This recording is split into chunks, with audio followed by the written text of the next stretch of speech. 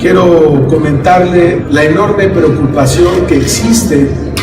por parte de todos los productores ganaderos, productores de leche en Veracruz y en el país. Y esto se debe al recorte presupuestal que se está haciendo en el caso concreto de Veracruz,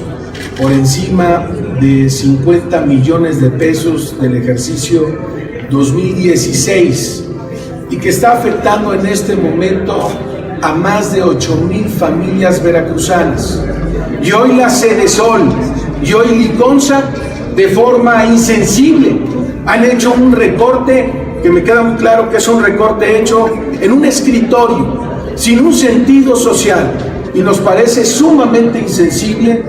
que no se haya volteado a ver este tema y este recorte, que parece muy poco, pero que en relación a las cientos, a las miles de familias de veracruzanos, de mexicanos afectados, verdaderamente es un tema que hoy nos lastima. Para que nos demos cuenta del impacto que representa este recorte, se dejará de comprar en el estado de Veracruz 5 millones de litros de leche a productores ganaderos. Esto va a afectar de forma contundente, no el día de mañana, no el próximo año, sino ya afectó este mismo mes en lo que es el uso ganadero del pago semana a semana de jornal, la producción lechera, que todos sabemos que es un tema de seguridad alimentaria de las y los mexicanos.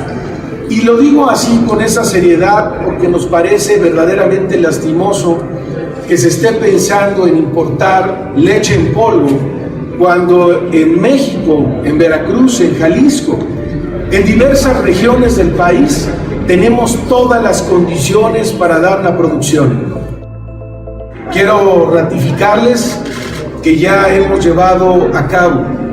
reuniones serias en todas las regiones de Veracruz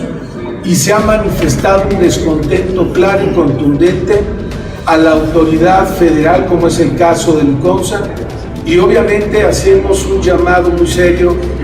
a la Secretaría de Hacienda y Crédito Público